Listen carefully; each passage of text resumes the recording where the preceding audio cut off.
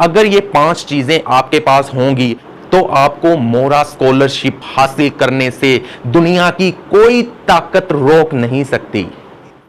अस्सलाम वालेकुम दोस्तों, जागती आंखों और सुनते कानों को फैसल गफूर का IM हिस्टोरियन चैनल पर खुशामदीद। दोस्तों, आज मैं आपको बताना चाहता हूं कि मोरा स्कॉलरशिप कैसे हासिल की जाती है और किन मराहिल में से गुजरकर जाना पड़ता है जिससे मोरा स्कॉलरशिप लेने के अहल बन सकते हैं। मैंने मोरा स्कॉलरशिप हासिल की है और मैं इसका तरीकाकार आपको बताना चाहता हूं और ये भी बताऊंगा कि मैंने मोरा स्कॉलरशिप से कितने पैसे हासिल किए।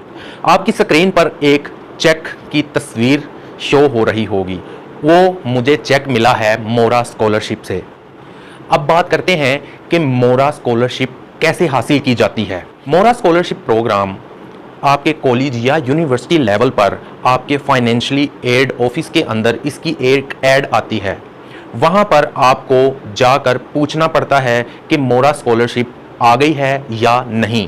उसके अलावा आपको इंटरनेट से भी मोरा स्कॉलरशिप के बारे में पता चल सकता है कि ये कब कब प्रोग्राम स्टार्ट किए जाते हैं और मोरा स्कॉलरशिप ऑफर की जाती हैं। मैं अपना बता दूं कि एमफिल स्टार्ट करने से पहले ही मैंने स्कॉलरशिप्स के बारे में जानना और इनको सर्च करना शुरू किया क्योंकि मुझे स्कॉलरशिप अचीव करनी थी। मैंने एक दिन इंटरनेट पर सर्च किया स्कॉलरशिप फॉर GCUF, तो मुझे मोरा स्कॉलरशिप की ऐड दिखाई दी। वहाँ पर उसका पूरा क्राइटेरिया मौजूद था। उस क्राइटेरिया में किन किन चीज़ों की ज़रूरत होती है वो मैं आपको बताइए देता हूँ। आपकी स्क्रीन पर भी वो क्राइटेरिया शो हो जाएगा जिसमें आपको उन चीज़ों की ज़रूरत पड़ेगी जिससे आप मोरा स्कॉलरशिप अचीव कर सकते हैं, मोरा स्कॉलरशिप के लिए अप्लाई कर सकते हैं। सबसे पहली चीज़ जो आपको मोरा स्कॉलरशिप अप्लाई करने के लिए ज़रूरत पेश आएगी, वो पहली चीज़ है पेरेंट्स का CNIC, जो आपके वालिदैन हैं उनका शनाख्ती कार्ड। दूसरी चीज़, जो बंदा अप्लाई कर रहा है उसका ID कार्ड जो CNIC है उसकी एक फ़ोटोकॉपी साथ लगेगी। तीसरी चीज़, उस बंदे के जो बंदा अप्लाई कर रहा है उसके एजुकेशनल सर्टिफिकेट्स साथ लगेंगे जिसमें मैट्रिक, इंटर, ग्रेजुएट, मास्टर्स और अगर आपने MPhil भी किया हुआ है तो उसका सर्टिफिकेट, डिग्री साथ लगा दी जाएगी।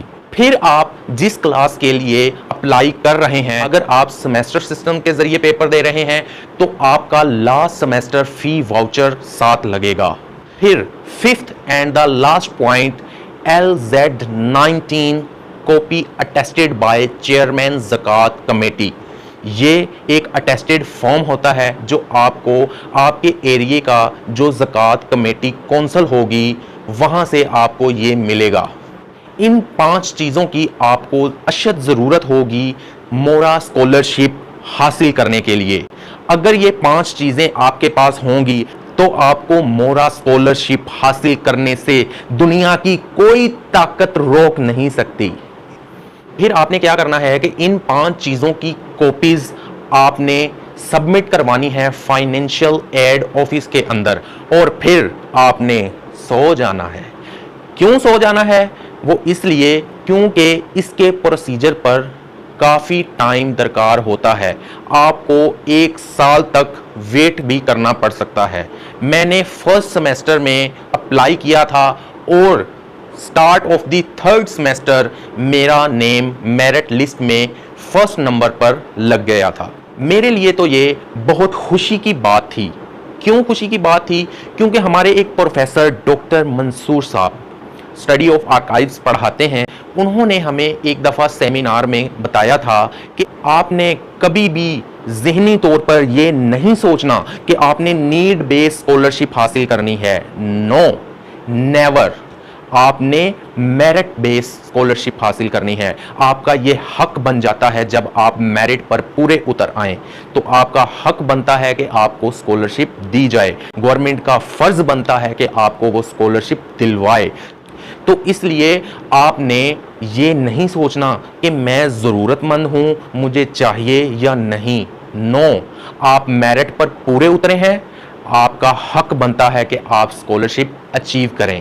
अब मैं आपको बताता हूं कि जब मेरिट लिस्ट में आपका नाम लग जाता है तो उसके बाद कैश निकलवाने का प्रोसेस क्या होता है।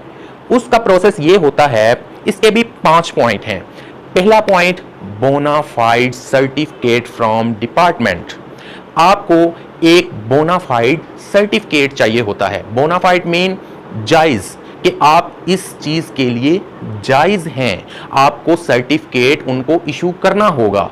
वो आप अपने हेड ऑफ डिपार्टमेंट के पास जाएं, उनको पूछें कि मुझे बोनाफाइड सर्टिफिकेट चाहिए। मैं जब अपनी यूनिवर्सिटी में एंटर हुआ तो सबसे पहले मेरी मुलाकात एक अजीम शख्सियत के साथ हुई और वो शख्स थे डॉक्टर मंसूर। डॉक्टर मंसूर ने ही हमें ये रास्ता दिखाया और मैं उनसे ही जाकर मिला। तो डॉक्टर मंसूर ने मुझे कहा, हाय फैसल, खैरियत से आए हो? मैंने कहा, सर मेरा स्कॉलरशिप में नाम आ गया है, मैंने यहाँ पर अप्लाई किया था, तो मुझे उसका प्रोसेस जानना है कि ये कैसे कैश मिलेगा।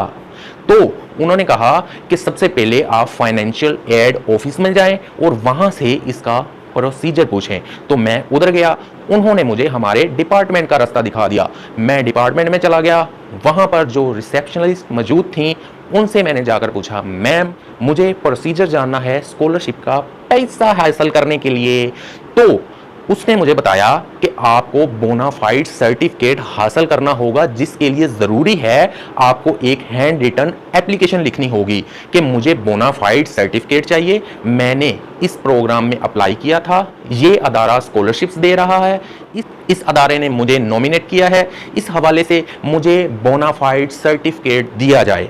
मैंने फिर उनसे ही एक पेपर लिया, उसके ऊपर बोनाफाइड सर्टिफिकेट हासिल करने के लिए एप्लीकेशन लिख दी। उस एप्लीकेशन को पास करने के लिए 2 बंदों से साइन करवाने पड़े, एक डॉक्टर अजमत साहब, दूसरा डॉक्टर रिजवान साहब। डॉक्टर रिजवानुल्लाह कोकब साहब हमारे चेयरमैन ऑफ द डिपार्टमेंट हैं। उनके पास गया तो उन्होंने मुझे वार्म वेलकम किया। आइए फैसल, क्या हाल है? मैंने कहा, सर ठीक ठाक। तो फैसल आप खैरियत से आए हैं? तो मैंने कहा, सर आपके शागिर्द का स्कॉलरशिप में नेम आ गया है। तो कह रहे, वाह वेरी गुड। तो मैंने कहा, सर बोनाफाइड सर्टिफिकेट चाहिए, इसके लिए मैं एक एप्लीकेशन लिख के लाया हूं। उन्होंने कहा, नो प्रॉब्लम, डोंट वरी, जल्दी आओ। उन्होंने मुझे फौरन से साइन कर दिए। तो उसके बाद मैं वो एप्लीकेशन रिसेप्शनिस्ट के पास लेकर गया, उन्होंने मुझे बोनाफाइड सर्टिफिकेट इशू कर दिया। बोनाफाइड सर्टिफिकेट इशू होने के बाद फिर से आपको 2 बंदों के साइन चाहिए होते हैं, एक डॉक्टर अजमत साहब के साइन करवाने थे, दूसरा सर रिजवानुल्लाह कोकब साहब के साइन चाहिए थे। तो वो साइन करवाए और फिर रिसेप्शनिस्ट के पास गया और उन्होंने साइन करके उसको रजिस्टर्ड कर दिया। उसके बाद दूसरी चीज़ जो आपको स्कॉलरशिप का पैसा लेने के लिए ज़रूरी है वो है कॉपी ऑफ CNIC और स्टूडेंट कार्ड की कॉपी। या आपके पास CNIC हो, वो तो हर बंदे के पास CNIC, जो सिटीजन ऑफ पाकिस्तान है उसके पास CNIC होता है। तो अगर वो आपके पास नहीं है तो आप एक स्टूडेंट ID कार्ड की कॉपी लगा सकते हैं, या आप कॉलेज में पढ़ रहे हो या आप यूनिवर्सिटी में पढ़ रहे हो। तीसरी चीज़, आपको प्रीवियस सेमेस्टर रिजल्ट कार्ड्स चाहिए। मेरा तो एक सेमेस्टर का रिजल्ट कार्ड अपलोड हो चुका था और दूसरे का इन प्रोसेस था। 2 सेमेस्टर मेरे क्लियर हो चुके थे। मैंने एक सेमेस्टर का रिजल्ट कार्ड डाउनलोड किया और उसकी एक फोटोकॉपी ले ली। 4th point, last semester paid fee voucher.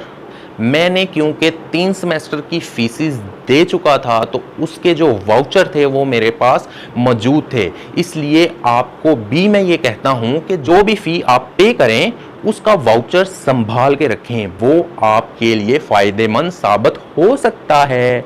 क्यों हो सकता है? आपकी स्कॉलरशिप जब भी लगेगी आपको फ़ी वाउचर जमा करवाना पड़ेगा, उसकी कॉपी जमा करवानी पड़ेगी।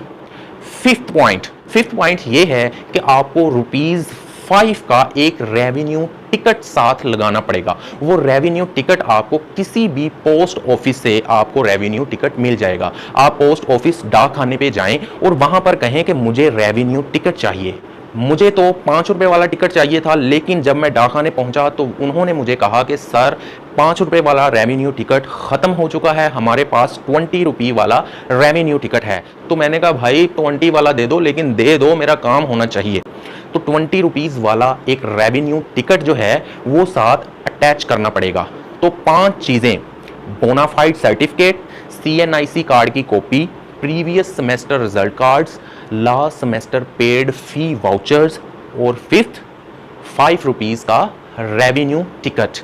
ये 5 चीजें जाके आपने फाइनेंशियल एड ऑफिस के अंदर जमा करवानी है। अगर हो सके तो अपने CNIC ID कार्ड की कॉपी को किसी भी टीचर से अटेस्ट जरूर करवा लें, क्योंकि वहां पर जाके वो ऑप्शनली तौर पर ये पूछते हैं कि आपने copy of CNIC ID card की जो कॉपी है उसको अटेस्ट करवाया है, तो वहां पर ये लाजमी है कि आप उसको अटेस्ट करवा कर जाएं। जब आप ये 5 दस्तावेजात उनको जमा करवाएंगे तो आपको मिलेगा एक चेक। चेक के ऊपर आपकी अमाउंट लिखी होगी। जो पहला चेक होगा, जो मुझे चेक मिला है, वो कितने पैसों का होगा? वो होगा 18,000 रुपये। तो पहला चेक मुझे मिला 18,000 रुपये का। तो उस चेक को भी कैश करवाने का एक तरीका है कि आपके पास अपना पर्सनल बैंक अकाउंट होना चाहिए।